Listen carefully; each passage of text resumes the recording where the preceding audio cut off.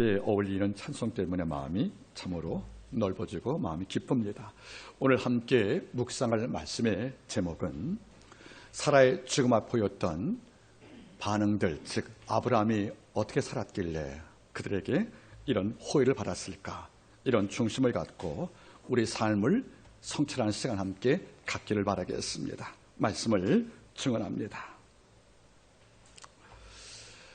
매년 4월 1일이면 망우리 공원묘지에 한 묘지 앞에 많은 꽃들이 헌화가 됩니다.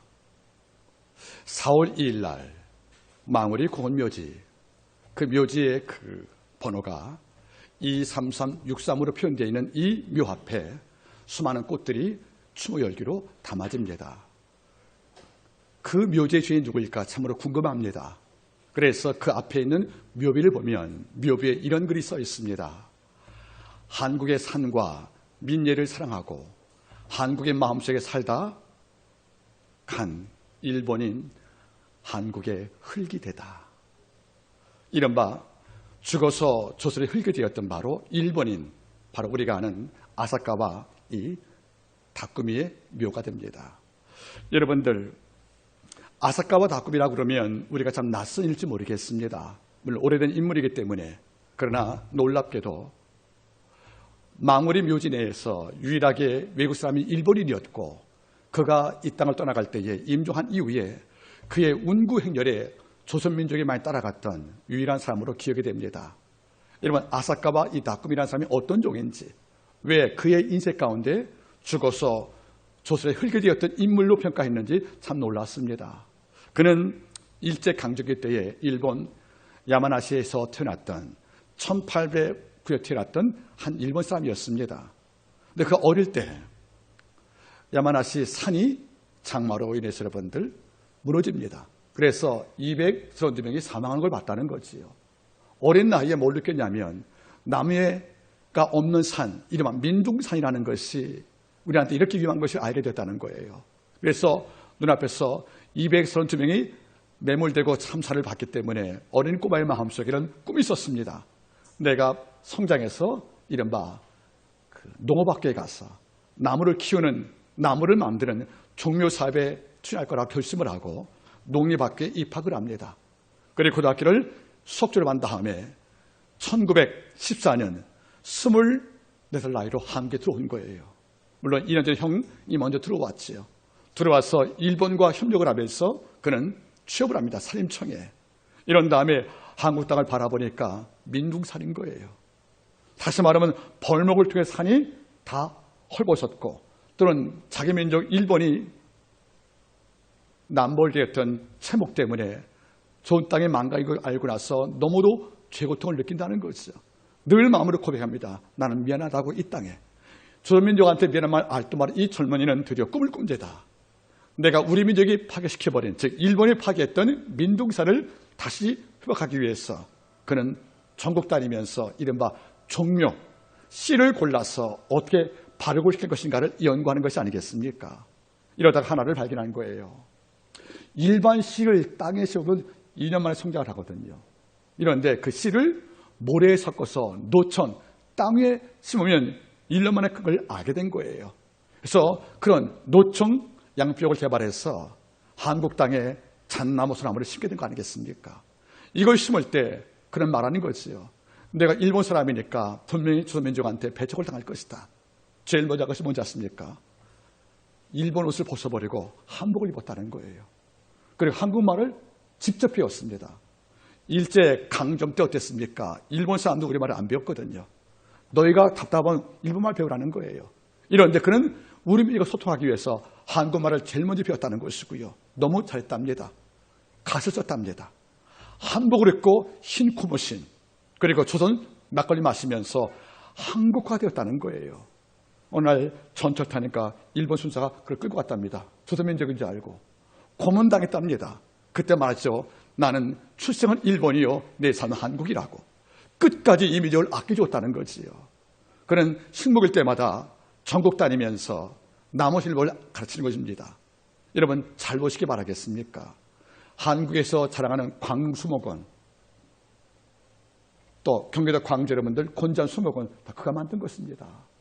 우리가 현재 누리고 사는 이런 수목욕하는 것들이요, 이런 많은 것들은 그의 손길 거쳐서 창조가 되었거든요. 이것만이 아닌 거예요. 민둥사를 찾아가서 나무 싣다 보니까 마을을 방문하잖아요. 가보니까 그 위에 있던 조선 백자들이요, 그릇들, 이것이 개 밖을 띄어서 남발되거든요. 내가 바라볼 때 너무도 아름다운 거예요. 그래서 여러분들 삽을 털어서 전국 각지의 일본 이 약탈이 아닌 한국에 있는 소방들, 밥상들, 이런 미니 그림을 이걸 다 모았다는 거지요. 내 월급 반 투자해서 조선민족에게 그제에게 양식을 주었고요. 그래서 상추를 모았다는 거예요. 이걸 다 모은 다음에 1920년도에 조선미술박물관 세울 때 이걸 다 기증합니다. 현재 우리가 일하는 모든 것이 그분이 모았다는 거지요. 더 놀라운 게 뭔지 아십니까, 여러분들? 그런 꿈이 있는 거예요.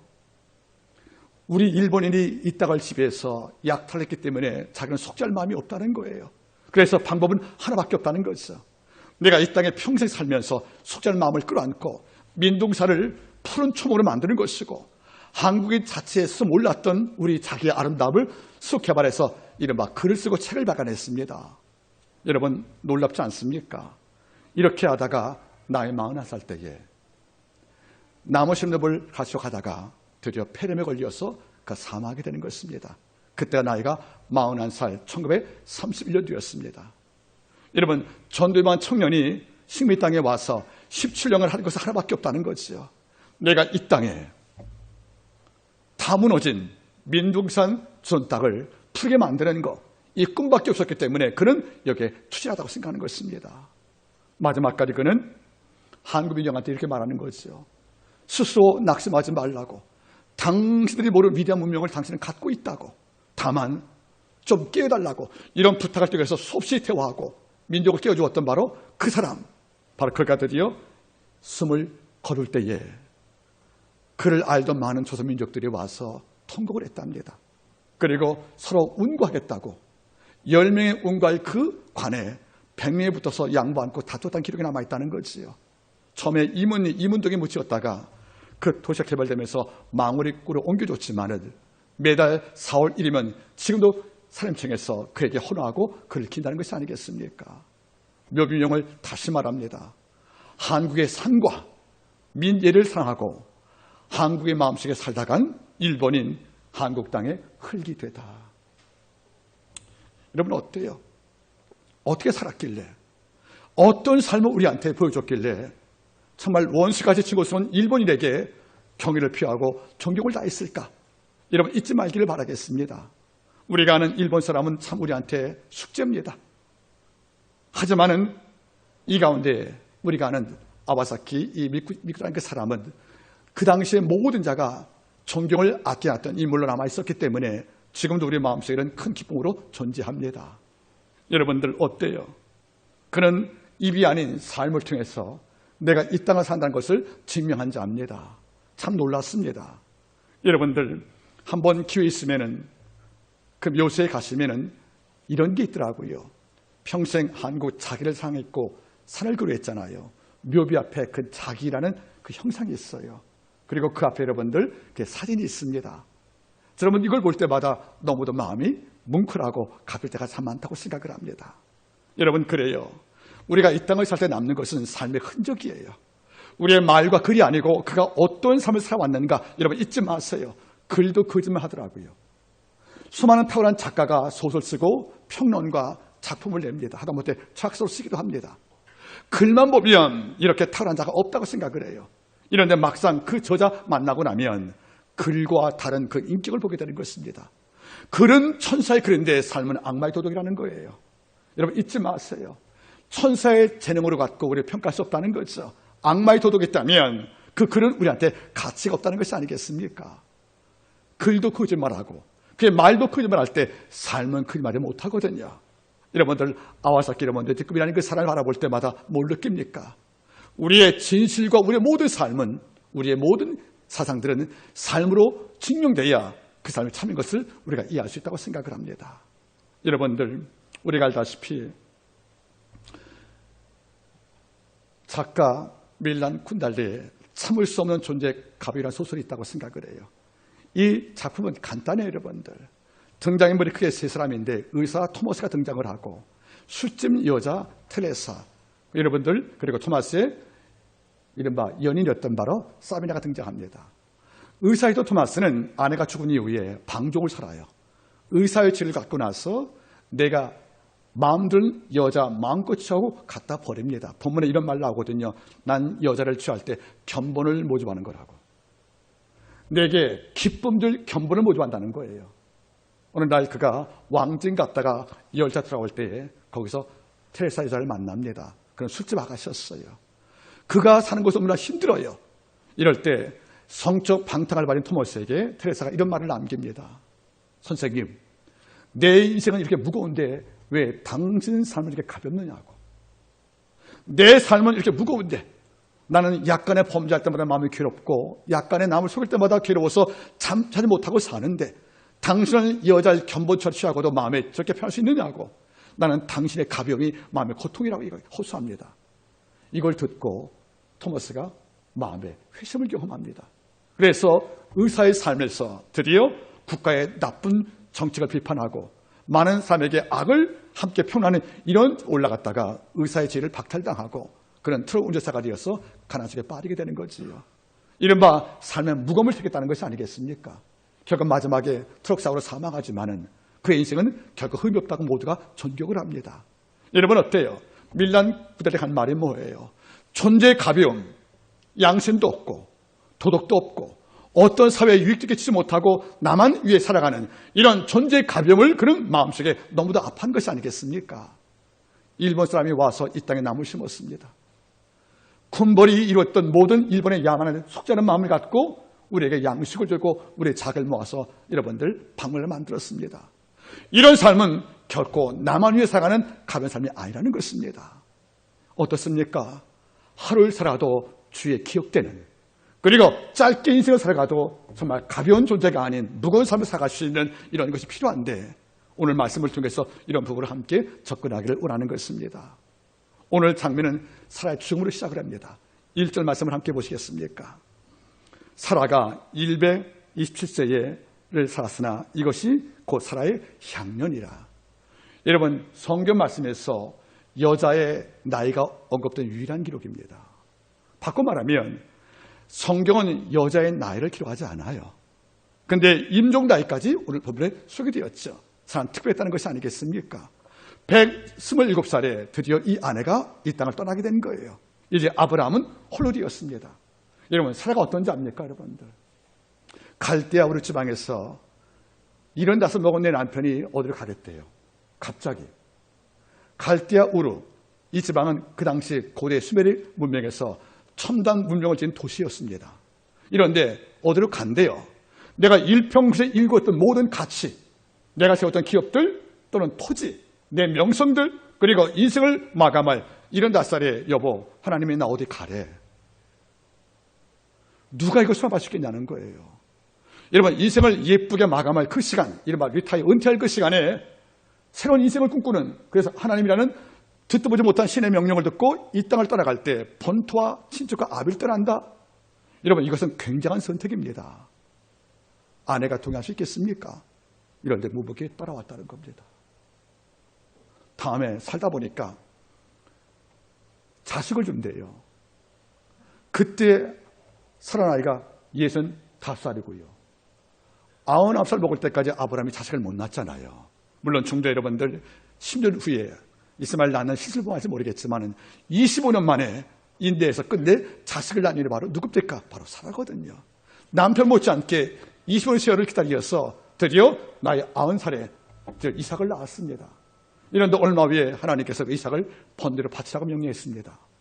내 남편은 또 장작을 치고 아침 새벽에 내 자식을 죽인다고 또 모리아 땅을 떠난 것이 아니겠습니까? 여러분, 어렵게 얻은 아들이고 그 약속의 씨를 이 아버지가 하나님 기쁘시게 한다고 죽이려고 한대요. 제물로. 아내 동의할 수 있겠어요? 안 되는 문제입니다. 이런데 그것을 인정했다는 겁니다. 어찌 보면 이 사라는 아브라함의 아내 이상의 동역자였습니다. 끝까지 남편을 이해해 주었던 이런 경우도 있었단 말이에요. 약속에 온 지 얼마 안 돼서 그 땅 기근이 왔잖아요. 양식거를 어디로 갔죠? 애굽 땅으로 내려가는 거예요. 그때 아브라함이 사라에게 뭐라 했습니까? 당신이 예쁘니까 당신을 얻기 위해서 방해된 나 죽일지 몰라. 당신은 아내를 하지 말고 뭐라고요? 누이라고. 신분 세탁도 강요한 거예요. 여러분들, 신분 세탁을 강요할 만큼 이 아브라함이 자기 아내 때문에 아내를 누이로 취급하는, 결국 바로왕이 그를 취하지 않습니까? 이럴 때에도 내 남편의 우스운 정말 섭섭한 이런 제안까지 어떻게 합니까? 묵묵히 받아들인 거 보세요. 여러분, 아브라함만 여러분 믿음 좋은 게 아니에요. 사라가 곁에서 그 믿음을 동조하고 이해 못해 주었으면 아브라함은 독자 이삭 못 바칩니다. 우리 같으면 도장 찍읍니다. 이런데 아브라함의 납득 못할 믿음의 행위, 모든 것들을 사라가 다 공인해 줬고 인정할 때에 아브라함은 하나님께 증명을 받는 겁니다. 여러분 잘 보세요. 다시 말하면 아브라함이 어려움 당할 때마다 아내 동의가 함께 동반되어서 그 어려운 일을 감당했다는 겁니다. 이런 아내가 지금 떠나버린 거예요. 그럼 지동을 잃어버린 겁니다. 내가 어깨를 맡길 또 하나의 대상을 잃어버린 거 아니겠습니까? 너무도 마음이 슬펐다는 거지요. 그래서 그는 보죠. 깊게 애통했다고 성경 말씀이 나온다는 것이 아니겠습니까? 이제는 사라가 죽었습니다. 애고 끝난 다음에 내 아내를 매장할 숫자가 남았잖아요. 이런데 그 다음 말씀 바라보십시오.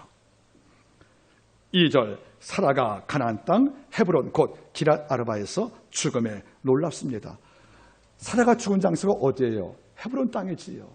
여러분들 우리가 이 본문을 잘 봐야 됩니다. 원래 아브라함 본거지가 브엘세바예요. 여기가 아니고 브엘세바입니다. 브엘세바가 어떤 곳이냐면 사막과 광야인 것이에요. 근데 여러분들 여름 같으면 비가 와서 브엘세바에 조금 풀이 올라오겠지만 겨울은 풀이 없잖아요. 그럼 양을 키울 수 있습니까? 못 키우니까 헤브론 땅으로 내려온 겁니다. 지금 아브라함이. 바꿔 말하면 브엘세바가 원래는 아브라함의 본토입니다. 즉 가나안 땅을 입성할 때 거했던 거주지였거든요. 이 지역이 풀이 성장할 수 없는 아주 척박한 땅이기 때문에 겨울 되면 아브라함도 뭡니까? 양과 소 데리고 풀 많은 헤브론 땅으로 내려왔다는 거죠. 나그네로 왔다는 것이에요. 그렇다면 우리가 궁금하다는 거지요. 여기서 죽었으니까 우리가 선사를 묻게 하려면 실제 사람의 묘를 어디에 파는 것이 맞는 거예요? 브엘세바 아니겠습니까? 이런데 여기서 막벨라 굴에게 그를 매장을 아브라함이 원하고 있다는 거죠. 왜 이랬습니까? 만약에 브엘세바로 돌아가서 내 아내 거기서 안치하고 매장을 하면 광야니까 짐승 때문에 시신이 횡들시지 않겠습니까? 그리고 앞으로 그 땅에는 앞으로 많은 후손이 묻힐 땅이기 때문에 아브라함은 브엘세바에 살을 묻지 않고 도시였던 바로 헤브론 땅에 그를 안장을 해서 굴을 사서 앞으로 사라 외에 나도 묻히고 내 후손이 묻힐 수 있는 땅을 얻기 위해서 정착하려고 여기에 장사를 부탁한 것이 아니겠냐는 거예요. 참 아브라함은 지혜롭습니다. 그래서 죽었던 헤브론 땅에서 직접 왜 장사를 요구했냐면 본토 브엘세바 갈 수가 없다는 겁니다. 시신 보존을 위해서. 그런데 문제는 뭐죠? 내 땅이 없다는 거예요. 나는 뭐죠? 나그네니까. 그래서 이런 땅을 매입이 필요했습니다. 자, 보시겠습니까? 12장 2절 사라가 가나안 땅 헤브론 곧 기랏 아르바에서 죽음에 아브라함이 들어가서 사라를 위하여 슬퍼하며 애통하다가 시체 앞에서 일어나 나가서 핵조수에게 말하여 가로되 나는 당신들 중에 나그네요 우가는 자니 청컨대 당신들 중에서 내게 매장지를 주어 소유를 삼아 내 죽은 자를 내어 장사하게 하시옵소서. 이렇게 붙어있다는 거예요. 여러분 잘 보세요. 아브라함이 드디어 내 아내를 매장할 안치할 영원한 안식처인 그 매장지를 헤브론 땅으로 결정을 하고 해적속을 만납니다. 하는 말이 뭐죠? 내 죽은 자 장사의급 이 땅을 내게 팔아달라고 부탁을 합니다. 여러분들. 여러분 이 과정을 이해할 수 있겠죠? 여러분들. 그런데 오늘 아브라함이 이렇게 말하거든요. 나는 나그네요. 이때 우고한다고요. 여러분 잘 보세요. 브엘세바에서는 아브라함이 나그네가 아니에요. 하지만 헤브론 땅에서는 아브라함이 나그네입니다. 여러분 잘 보겠습니까? 나그네라는 것은 뭐겠습니까? 우리가 성경을 깊게 보면 구약에서 나그네가 두 종류가 있어요. 하나는 따라가겠습니까? 게르가 뭐냐면 이 땅에 머무는 나그네인데 네가 원할 때까지 있다는 거, 원할 때까지. 하지만은 어떤 법적 권리가 없는 자예요. 즉 네가 원하면 여기 평생 있을 수 있습니다. 그러나 어떤 법적 권리가 없는 것이 바로 게르입니다. 이런 또 하나가 있어요. 따라하겠습니까? 팔리트. 파이트는 뭐냐면 그 땅에 머물 때 기간이 제한되는 거예요. 1년이면 1년 6개월 동안에. 그리고 권리가 없습니다. 그러니까 문제는 무슨 말이겠습니까? 게리가 파이트보다 낫겠지요. 하지만 본문은 뭐죠, 여러분들? 내 땅이 아니기 때문에 그 왕이 나갈 수밖에 없다는 거예요, 여러분들. 근데 이걸 말하는 거죠. 내가 나그네니까 나는 이 땅의 주인이 아니다. 그리고 나는 이 땅에 머물지만 어떤 땅을 얻을 권리가 없다. 이러니까 너희가 바로 내게 땅을 판다면 이 땅을 내가 매입해서 거기에 내 아내를 장사하게 하겠냐고 이거 묻고 있다는 것이 아니겠습니까? 여러분 잘 보세요. 나그네인 거예요. 나그네입니다. 손님으로 와 있다는 거예요. 그리고 어떤 권리가 없다는 거죠. 이런 나그네였던 아브라함이 부탁할 때 오늘 말씀의 주제가 되겠습니다. 그래 반응 바라보세요. 23장 5절 해족속이 아브라함에게 대답하여 가로되 내 주여 들으시옵소서 당신은 우리 중에 하나님 중에 방백이다. 여러분 잘 보시기 바라겠습니까? 지금 게르 나그네입니다. 지금 나그네 무슨 손님이라는 거지요. 바꿔 말하면 내 땅에 머물면서 우리 돈 받고 사는 이른바 손님입니다. 이런데 그자가 지금 땅을 매매 요구할 경우에 해족속이 그에게 어떻게 반응했습니까? 두 가지입니다. 첫째 아브라함이 뭐라고 했습니까? 네 주여. 그 다음 말이 뭡니까? 당신은 우리 중 하나님 방백이라 표현합니다. 여러분 잘 보세요. 나그네면 우리 말로 이주민인 거예요. 이른바 임시 이주민이에요. 여러분들. 여러분 알겠습니까? 난민들 자기 국가가 내전 때문에 어떤 이유 때문에 국가를 탈주해서 한국 땅에 있으면 난민이 아니겠습니까? 난민이 이 땅을 또 어떤 데로 받습니까? 정말 병교 취급받는 겁니다. 난민들은 족을 버리고 온 자들이에요. 갈 데 없는 자들입니다. 다시 말하면 우리가 안 받아주면 바다에 필요할 수밖에 없다는 거예요. 난민이 와서 우리 살때 받아주어도 이 땅에서 못 될까 여러분들? 의료보험 안 되잖아요. 세금 안 내니까. 직장 구해드려 여러분들 월급 못 타도 주인한테 항변 못 하잖아요. 여러분들 고발될까 봐.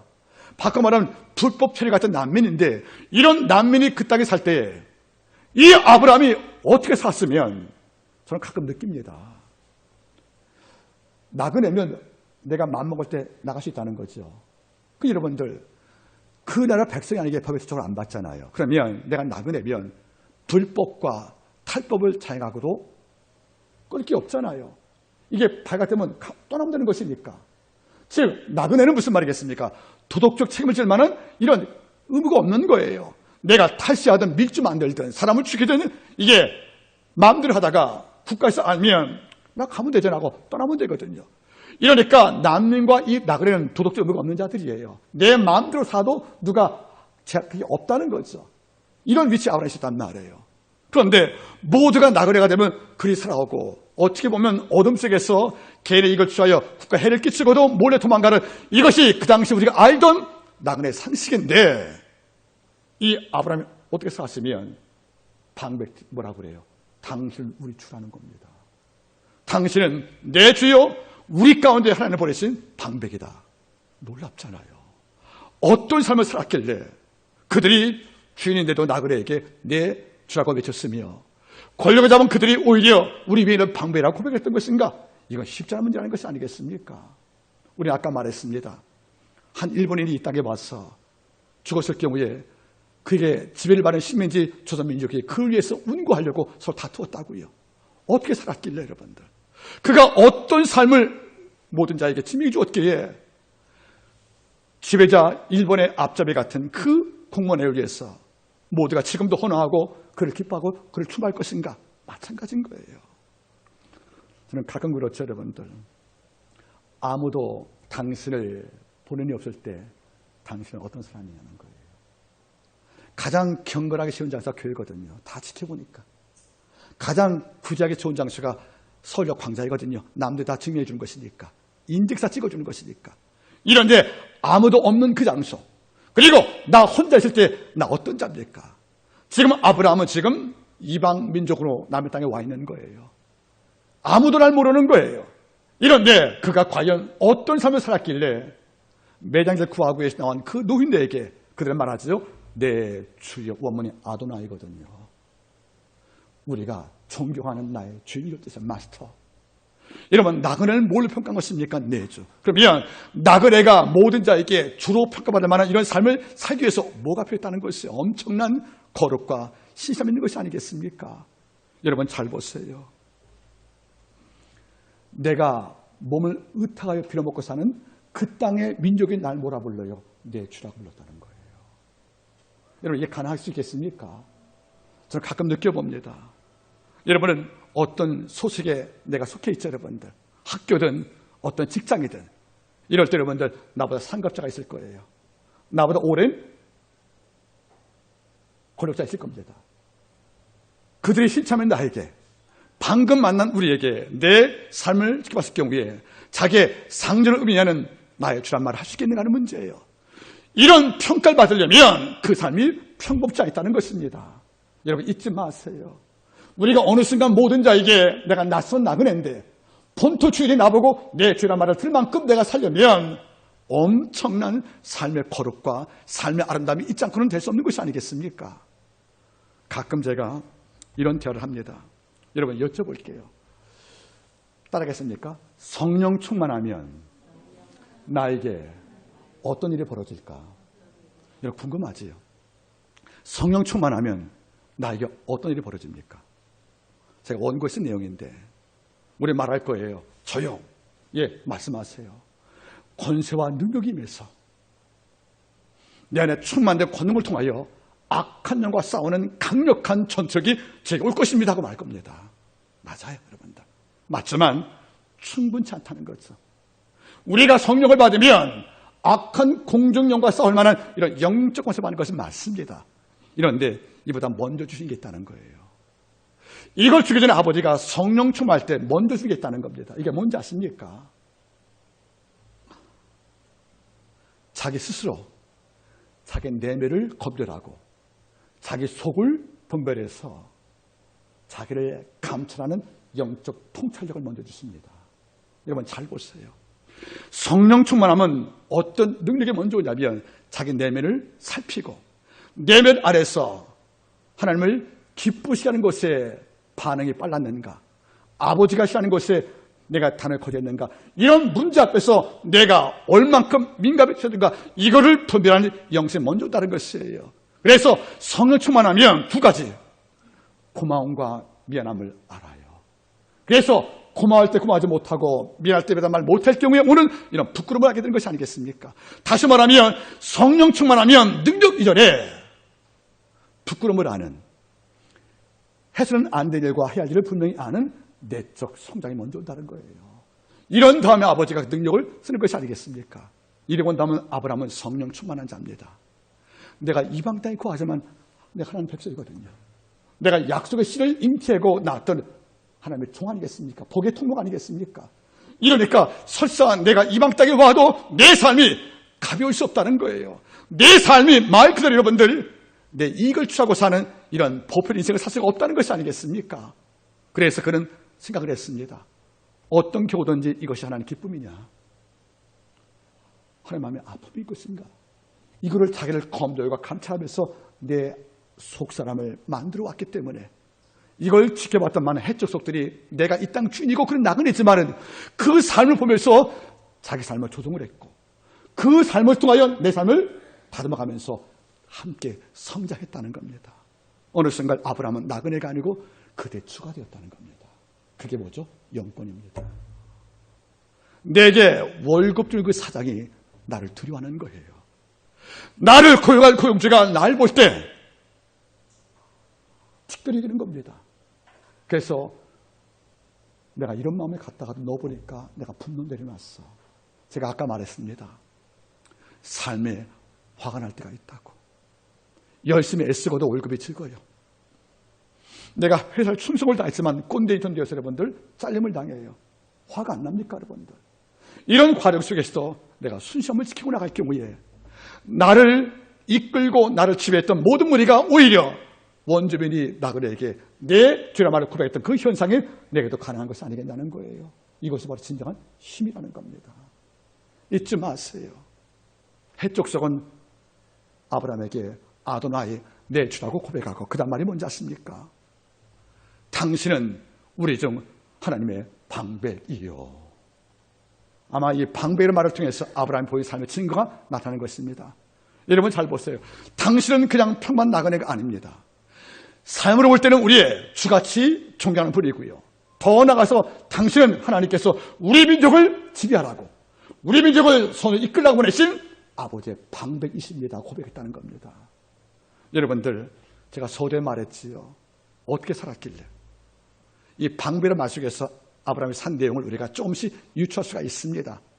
방백이란 말은 히브리 말로, 따라하겠습니까, 여러분들?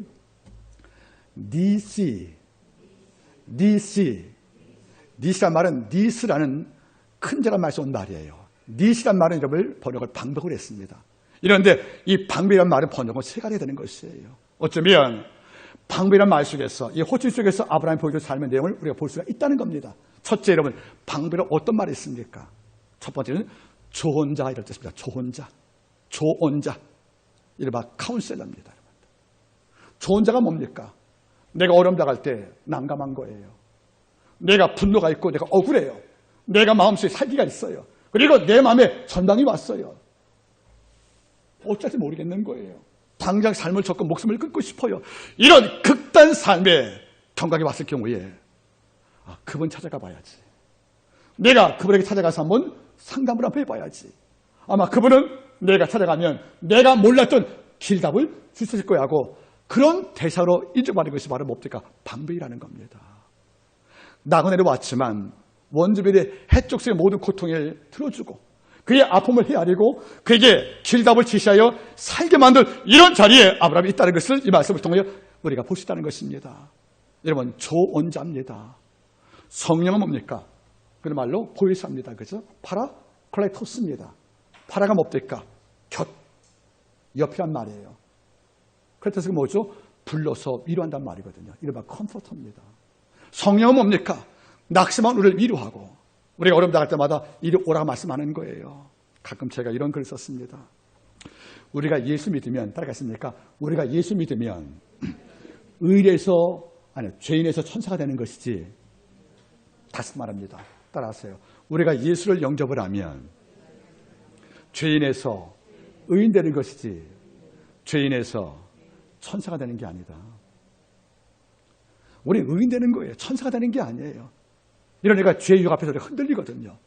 이렇게 흔들릴 경우에 하나님은 어떻게 합니까? What can I do? 주님, 내가 당신을 믿는 백성이지만 이 유혹을 제가 못 끊겠습니다 하고 우리가 흔들릴 때 파라클레토스 보의 성령 옷이어서 우리를 잡아준 것이 바로 뭔가 좋은 일이라는 뜻입니다. 이러면 다시 말합니다. 우리가 예수 믿고 바로 천사가 되면 우리 기도할 필요 없잖아요. 우리가 성령 충만할 필요가 없잖아요. 죄가 분리가 되었으니까. 우리는 천사가 되는 게 아니고 의인 되는 거란 말이에요. 아직까지 죄와 싸울 용서가 남아있다는 겁니다. 내가 죄는 용서받았지만 우리 앞에 죄는 남아있다는 거예요. 이럴 때 우리를 흔들릴 때 우리가 갈등할 때 성령이 날 붙잡준다. 이것을 보이사고 그 말로 파라클토스, 이 말로 좋은 자입니다. 그러니까 아브라함이 뭐 했습니까? 그 땅에 거하면서 방백, 좋은 자가 된 거예요. 이러니까 죄를 꿈꾸다가도 아브라함을 만나게 되어지고 나면 그 죄를 포기합니다. 그리고 삶의 극단을 살다가도 그를 만나고 나면 그와 함께 대화하고 나면 내 마음속에 자유가 있는 거예요. 이것이 뭐죠? 바로 영성입니다.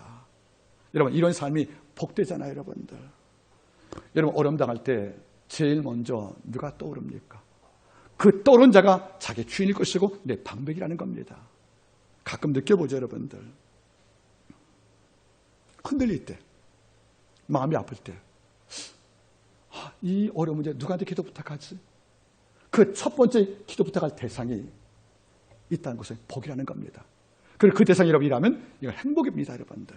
그런 방법이었습니다. 그래서 삶의 여러분들 산고 이 삶의 어려움을 안고 사는 이 해쪽의 모든 민중들에게 희망 용기를 공급하사 살게끔 하는 삶을 씌워준 이른바 선티펙스, 다리를 만들어주어서 걷게 만든 이런 자리에 아브라함이 있다는 것이 아니겠습니까? 이러면 살더라도 이런 꿈을 가져보자는 거예요. 부대끼고 아파하고 싸움만 하지 말고요. 어느 한 개인에게 곁을 내어주어서 그 자가 혼돈속에서 빛과 길을 찾고 바른 길을 걸 수 있도록 만드는 이런 자리에 방백, 니스가 되기를 먼저 주의 이름으로 부탁드린 것입니다. 아브라함이 어떻게 살았길래? 두 번째 니시 방백의 뜻은 재판관이라는 뜻입니다. 재판관, 이른바 판결관이라는 뜻입니다. 그럼 무슨 말이겠습니까? 아브라함 나그네예요. 이런데 선악이나 모든 기준을 누구한테 타는 겁니까? 아브라함 행동한테. 내가 어떤 죄를 졌어요. 네가 뭐라 합니다. 너 왜 죄 졌어? 나 죄 아니거든? 그때 그가 말하는 거죠. 아브라함은 그런 일 안 하던데. 아브라함이 선과 악의 기준이어서 해초적을 가졌다는 겁니다. 물론 법적으로 그는 법관이 못 되는 겁니다. 이방인이니까. 하지만 그의 삶을 보고 그 땅 백성은 선과 악의 기준을 배웠다는 겁니다. 그래서 방백으로 인정받은 것입니다. 바꿔 말합니다. 해쪽 속에 아브라함 방문을 임명한 적은 없어요. 나그네니까, 이방인이니까. 하지만 많은 백성들은 선과 악의 척도와 기준을 누구한테 본 것입니까? 아브라함이 본 거예요. 아브라함이 꺼라는 일은 자기도 꺼리했다는 겁니다. 아브라함이 죄를 봤다는 것이니까. 아브라함이 손발 벗고 나서 하는 일은 따라했다는 겁니다. 그것이 소리를 받기 때문에. 그래서 아브라함은 햇 민족의 모든 도덕가치를 결정지었던 중심에 서 있다는 겁니다. 누가? 나그네가. 여러분, 어려운 문제잖아요. 어떻게 살았길래 그렇게 살았다는 겁니다. 선과 악이 분명한, 그리고 명함이 분명한, 여철이 분명한 삶을 살았기 때문에 많은 자는 그를 통하여 내 삶을 조명했고 여기에 내 삶을 비춰봐서 선악을 평가한 것이 아니겠습니까? 전 참 이 부분이 참으로 고맙습니다. 바울은 빌보 1장에서 말했잖아요. 나의 간절한 기대와 소망을 따라 아무 일인지 부끄럽지 아니하고 오직 천과 같이 이런 일이 담대하여 살든지 죽든지 내 몸에서 그리스도가 존귀되려 하라니. 이는 내가 사는 것이 그리스도의 죽었다. 이렇게 한 말 나올 때 중간에 뭐죠? 아무 일인지 부끄럽지 아니하며. 바울은 부끄러움을 멀리한 거예요. 그걸 알던 모든 제자가 바울에 수하였으면 바울이 부끄러워한 것을 자기도 부끄러워했고 바울이 부끄러워하지 않는 일을 제자가 하지 않은 것이 아니겠습니까? 우리가 어떤 공동체에 들어가면 여러분의 말과 행동이 그 공동체의 기준과 척도가 되어야 합니다. 그게 진정한 힘이라는 겁니다. 좋은 며느리가 들어와서 한 집안을 다툼과 갈등에서 통합을 이루었다. 그게 진짜 영광이라는 겁니다. 한 집안 사이로 들어가서 그 집안이 오해의 원망으로 점철되었던 이런 왜곡된 삶을 바꿀 만큼, 그래서 저 사이는 저렇게 않던데, 우리 며느리가 이렇게 하지 않던데, 그래서 그 사람 자체가 한 가문의 도덕적 척도가 되는 이런 자리가 바로 방백인데, 이 삶을 아브라함이 살아왔다는 것이 아니겠습니까? 이런 삶을 살기 위해 아브라함이 얼마나 자기를 조심했을까? 얼마나 자기와 싸웠을까? 여러분 이해가지 않겠습니까, 여러분들? 그러니까 말하는 거죠. 당신 우리의 방백이 되었다고. 우리가 당신에게 임명의자가 준 적 없지만 이미 방백의 밑에 서서 우리 민족을 이끌어왔던 자를 그는 인정하는 것이 아니겠습니까? 세 번째, 방백의 의미가 무슨 말이겠습니까? 세 번째가 중요한 여러분들, 바로 지도자입니다. 지도자. 국가의 대사를 치룰 때 아브라함이 그들에게 자문을 받는 자리에 있다는 거예요, 여러분들. 놀랍잖아요. 우리 가끔 여러분들 역사를 보면 왕 옆에 책사가 있죠, 책사. 당나라 때 책사들 여러분들, 장위 같은 사람들이요. 책사가 뭡니까? 승부를 여러분들 낳는 거예요. 그냥 왕의 그냥 머리예요. 왕의 최종 결정은 누가 정합니까? 책사하고 하는 거예요, 여러분들. 책사하고. 한 명일처럼 나쁜 정도 있겠지만, 보죠, 여러분들. 나그네 아브라함이 방백이래요. 바꿔 말해 여러분들, 국가의 조문을 담당하고 자문을 담당하는 이런 자리에 있었던 바로 법률가 책사에 있다는 것이 아니겠냐는 거예요. 한 국가의 운명을 결정한 중대사를 토의할 때 반드시 해적성은 아브라함에게 왔다는 겁니다. 현명했다는 거죠. 생각이 깊다는 거죠. 그리고 심오한 판단력이 있다는 것이 아니겠냐는 거예요. 이런 삶을 아브라함이 그때까지 구했기 때문에 아브라함이 비록 나그네로 왔지만 그들은 기꺼이 당신을 내주라고 방백이라는 말을 했다는 것이 아니겠냐는 거예요. 전 이 부분 볼 때마다 참 마음이 죄송할 때가 있습니다. 여러분, 주는 마태복음 5장 16절 말씀을 통하여 우리에게 이걸 주었지요. 너는 세상에 빛이라고. 그러므로 너의 빛을 세상에 비치게 하여 저희로 너의 착한 실을 보고 하나님 계신 너의 아버지께 영광을 돌리게 하라. 우리 빛 맞냐는 거예요. 모든 자가 우리를 본 다음에 옷깃을 여미고 행동을 다듬고 행동을 상갈 만한 이런 삶에 보이지 않는 이런 인비주얼 파워, 내적 힘이 있냐는 거예요, 여러분들. 부탁드리겠습니다. 이 시대는 많이 벌고 많이 높아지고 많이 알면 대우받지만 하늘나라에서는 다른 평가가 또 있는 거예요. 네가 모든 자 앞에 어떤 자로 기억되느냐는 거예요. 그래서 나그네지만 나의 주란 말과 방비란 말 들었던 그런 아브라함 삶을 살고 있냐고 하나님께서 묻는 것이 아니겠습니까? 결국 그는 그 땅을 얻게 됩니다. 그래서 이른바 에불론을 찾아가서 막벨라 굴을 얻게 되는 거예요. 막벨라 굴을. 그런데 에불론이 방백과 나의 주에게 돈 받을 수 없다고 몇 번 거부하지 않습니까? 하지만은 뭡니까? 400세겔, 즉 10억을 주고 그 땅을 구입합니다. 여러분, 노예값이 은 20이지요. 은 400이니까 노예 200명 값인 거예요. 그렇죠? 그걸 환산시키면 10억이 됩니다. 그 땅을 했는데 놀란 게 뭔지 아십니까? 원래 매장지 굴만 필요한데 밭까지 산 거예요. 이걸 통해서 약속의 땅에서 처음으로 아브라함의 땅이 주어진 것입니다. 그 땅을 얻게 되는 것이 아니겠습니까? 놀란 게 있어요. 막벨라 굴이, 막벨라 뜻이 뭔지 아십니까? 따라하세요. 이중으로 됐다. 굴이 두 개인 거예요. 하지만 막벨라 굴은 굴이 이중인 거예요. 그러니까 높다는 거죠, 여러분들. 그래서 향후 뭡니까, 여러분들? 사라가 안장한 다음에 아브라함도 거기 안장됐지요. 이후에 이삭과 리브가도 막벨라에 안장이 되고요. 야곱과 라헬이 아닌 레아가 안장이 되고요. 맞아, 요셉이 거기 안장이 됩니다. 그리고 그 헤브론 땅 막벨라 굴은 앞으로 옵니까? 도표정되어서 죄인의 안식처된 것이 아니겠냐는 거예요. 여러분 잊지 마세요. 궁금합니다. 왜 굳이 그냥 주겠다는데 돈 주고 샀을까? 먼 훗날 소유권 분쟁이 옵니다. 지금은 혜택 속이야 내가 좋아서 이 땅을 무상으로 임대할지 몰라도 정권이 바뀌어서 나 죽은 다음에 우리 후대가 여기 묻힐 경우에 누가 와서 이거 우리 땅인데 할 경우는 여러분들 그 묘 팔 수 있겠습니까? 파면 안 되거든요, 여러분들. 파며 소유권 분쟁을 막기 위해서 정당한 돈을 지불하고 그 땅을 매입을 합니다. 이걸 통하여 약속의 땅을 얻게 하겠다는 하는 약속의 드디어 처음으로 이루어진 것이 아니겠습니까? 말씀은 제가 맺기를 원합니다. 어떤 삶을 살고 있습니까? 가벼운 존재의 삶들? 아닙니다. 무거운 삶이라는 거죠. 그래서 일본인이지만은 꽃을 헌하면서 운구를 나섰던 바로 조선민족의 아픔을 경험했던 것처럼 참 그는 놀랍다는 거예요. 얼마나 한국 음식을 좋아했냐면 한국 갓, 한국 옷, 한국 신발 신었어요, 여러분들. 이럴 임종할 때 이혼이 뭔지 아십니까? 여보, 나 조선 방식으로 장례해줘. 그래서 상임했다는 거예요. 이걸 다 지켜본 사람들이 그래요. 당신은 두 개의 조국을 산 자라고. 그래서 하는 말이 뭐죠? 임종한 다음에 그는 조선의 흙이 됐단 말이 그 말이거든요. 여러분 잊지 마세요. 지금도 우리는 늦지 않았습니다. 세상에 나에게 당신 나의 주라고 나의 방법을 호칭할 만한 이런 찬사, 이걸 듣기 위해서 하는 건 아니겠지만 이런 호칭을 듣기에 감사는 이름 말할 수 없다는 것이요. 오늘 이 기도가 우리의 식탁 위에서 이루어지기를 주의 이름으로 축복합니다. 기도하겠습니다.